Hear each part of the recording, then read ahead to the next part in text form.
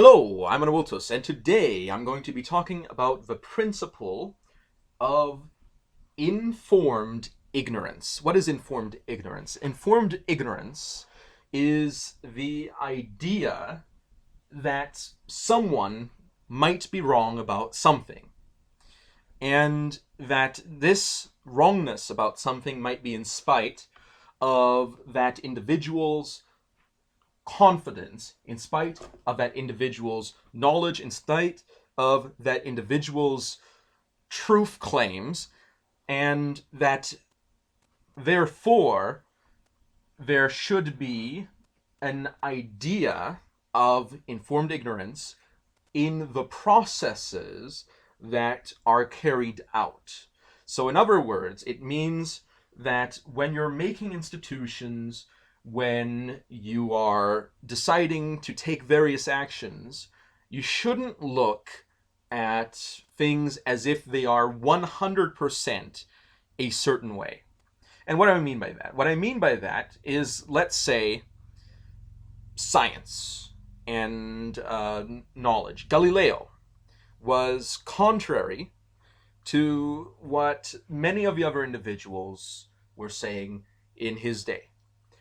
But nevertheless, it turns out that now he is considered to have been more right than those individuals anyway, despite the fact that the authorities and the other wise men of those days had strongly disagreed with him.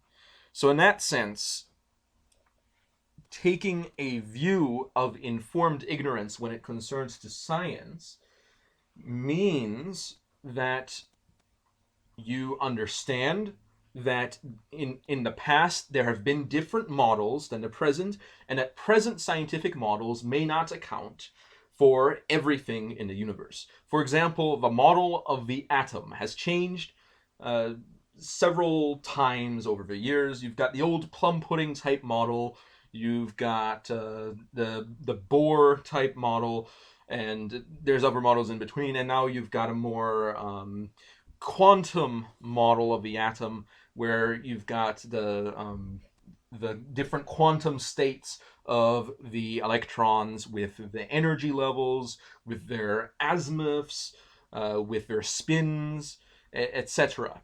So, in that sense, things have changed very much, and it is very likely that if you were to ask a scientist, do we know everything that is possible to know about electrons and about the atom and about the structure of the atom, the scientists would probably say no, at least if they're intellectually honest. That there may be something that we have yet to discover. What is it? We don't know. That's why we don't know what we don't know, but we know that there might be something that we don't know, and therefore we have to acknowledge that though we don't know what we don't know, there might be something that we do not know. So, in that sense, that's another application of a principle of informed ignorance, that there should not be a dogmatic attitude about various things that we hold true. That is to say, an attitude that this is true and that we're not going to have a debate about it. You're wrong, and we're going to punish you for being wrong. And unfortunately, that seems to be a very common attitude among some types of individuals that like to take that view with people. But in my personal use of the idea of informed ignorance, it falls more on the political philosophy side of things. And what do I mean by that? What I mean by that is that I, as someone who has developed an ideology, as someone who holds strong political and strong religious viewpoints, and strong viewpoints about what is real and what is not real, have to, in some sense, come to the realization that I don't know everything. That is, to know about political systems, about the reality of this world, about Christian theology, about anything else, that I probably do not know the totality of such things. And when you're creating a political system and you reach the realization of an informed ignorance, then it also makes sense to apply that in the political system in itself. And this is part of the reason why democracy exists.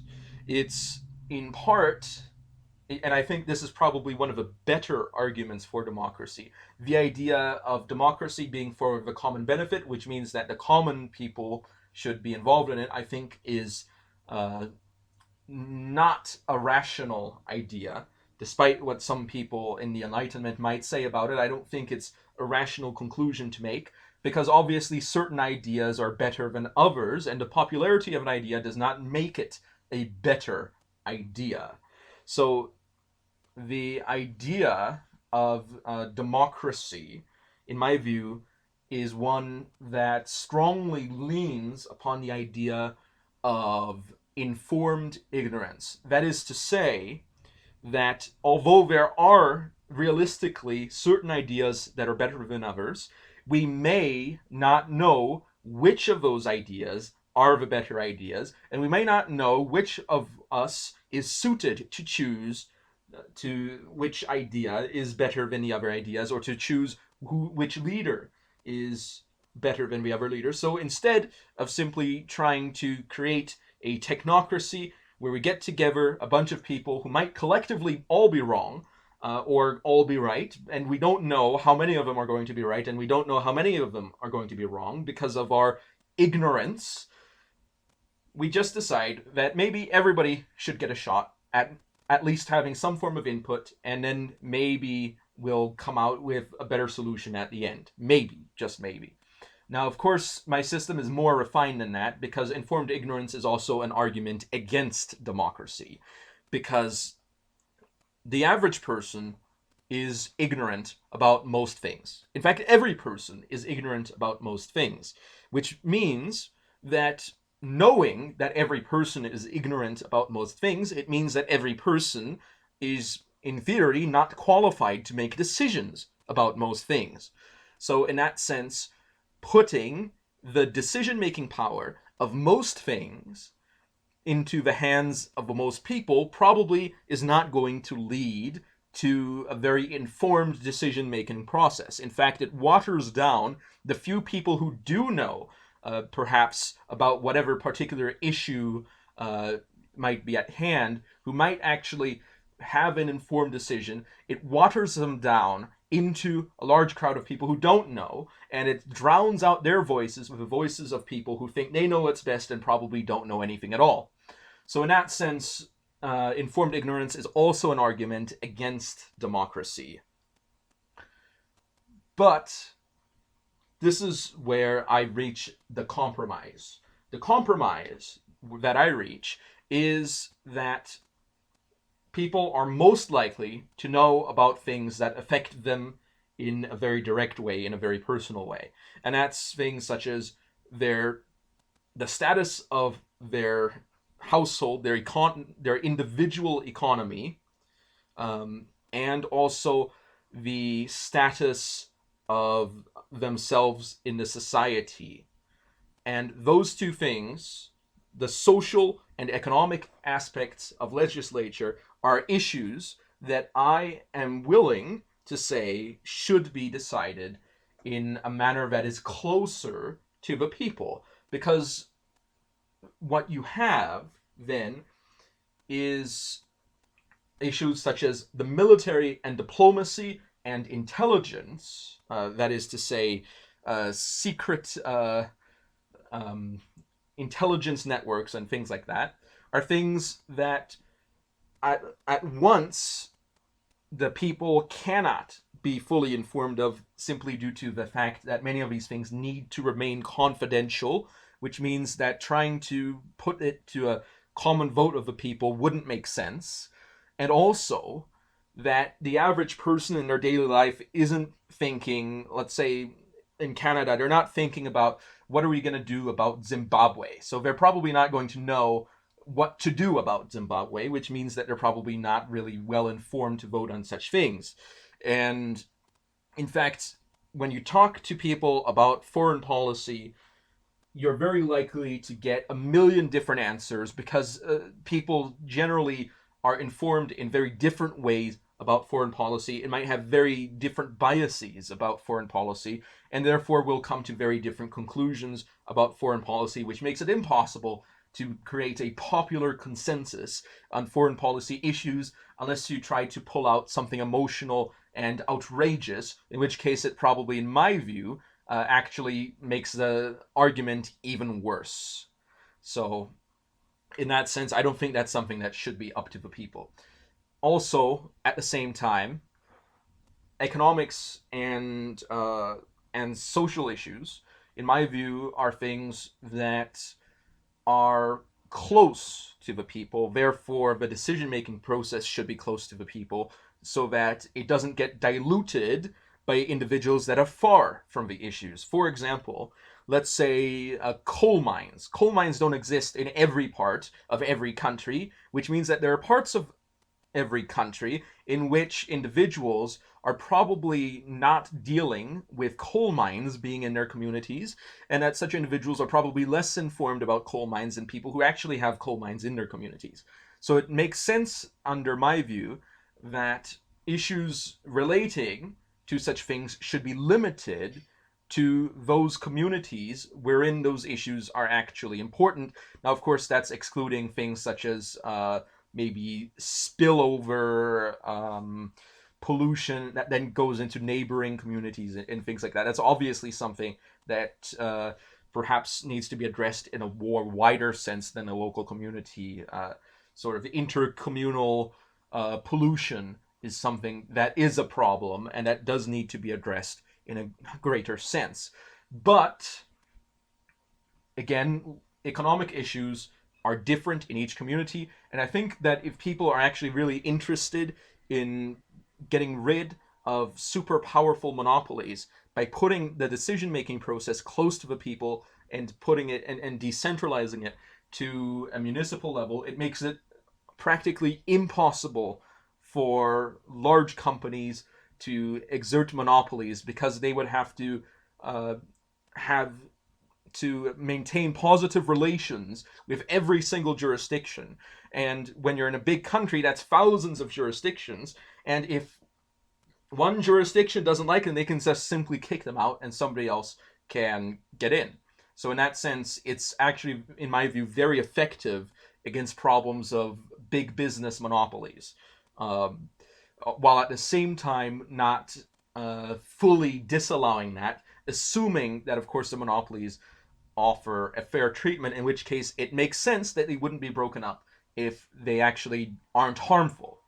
And by making the decision-making process close to the people and their communities, it means that in communities where someone has been harmed, where there are grievances, that those grievances can be addressed and instead don't fall to a wider vote among a whole group of people who may actually not have the same experience and may not actually have the same negative viewpoints regarding this. It also means that individuals, let's say in a religious sense, that have certain values that they, under a liberal system, they would view as being sort of unaddressed.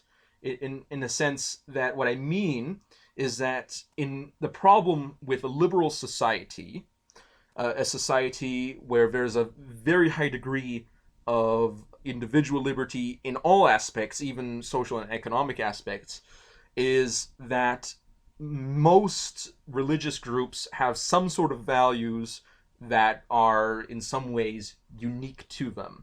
And some of these religious groups have very strong values. And when they see that such a value is not being addressed in a society, they see that as a form of injustice. An injustice so great that they have to break the law and actually enforce that in their communities. And I don't think that that's a very healthy way to run a society. And I think that communities should be allowed to have a bit of a greater power in that sense, so long as people would be allowed to leave those communities and therefore opt out and perhaps gather into less strict communities, and perhaps communities that are perhaps more libertarian than those which exist currently in liberal countries in a certain sense. So in that sense, this allows for a wide number of religious groups and a wide number of political groups and a wide number of economic theories to all be placed into practice without having to particularly oppress any single one, unless that one, of course, violates more central laws that are important for the maintenance of the country as a whole. So anyway, but the reason why I can say this, the reason why I can say that all these different groups should perhaps be allowed to have this, that, and the other thing done is because I don't operate out of a principle of this is self-evident and therefore I'm not going to allow you to do this, that, and the other thing because my views are better than your views, because my views are somehow in an enlightened, self-evident sense, which I personally actually don't believe is true, as is evidenced by the fact that there are many people that disagree on many of those views. But my view is that, sure, I personally have a problem with what you're doing. I personally think that what you're doing is morally wrong, but I am going to say that you're going to take that into your own community as your own responsibility. In that sense, that I am willing to give you the freedom to actually enforce what you think should be enforced in your society, so long as you, of course, take responsibility for that, and that is your responsibility now, and that therefore you get to impose that in your community, but not in other communities, unless those communities consent to that being applied there as well. And I think that this will lead to, in essence, a bit of a competition where various communities develop systems, and that these systems will eventually become optimized for success. Similar to how people have business models that become optimized for success, people have social models that become optimized for success by having this type of communal liberty, which is granted under the principle of informed ignorance. That, sure, I have a lot of problems with communism. Sure, I don't like Marxism, and I don't like this, that, and everything about it. But, could it fail in every single instance? Perhaps it might. But if you've got people that are enthusiastic about it, maybe you could pull off something that succeeds. And if it doesn't succeed, then maybe we'll all have learned a lesson from it. And I think that's a very safe attitude to take. And when I say safe, I don't mean in a sense of we're trying to please everyone. That's not my viewpoint at all. My viewpoint is that when you're trying to build a country, you don't want your country to fall apart. And what that means is that you don't want to have civil wars, you don't want to have separatist movements, you don't want to have huge levels of oppression due to social changes and things like that. I think it's best to simply take a viewpoint of informed ignorance in that sense. So tell me what you think. Do you agree with my idea of informed ignorance? Do you disagree with my idea of informed ignorance? Is there perhaps something else that you would like to add to the conversation? If you'd like, you can donate to my Patreon. I'd always be happy to get a donation, because I'm really trying to perhaps make this something that I can do full time, so that I can engage more people. I can, in essence, think more thoughts. And I think that that's something that is beneficial, at least to me, and ideally to others as well. So thank you all for watching, and I'll be seeing you all next time on Awiltus over and out.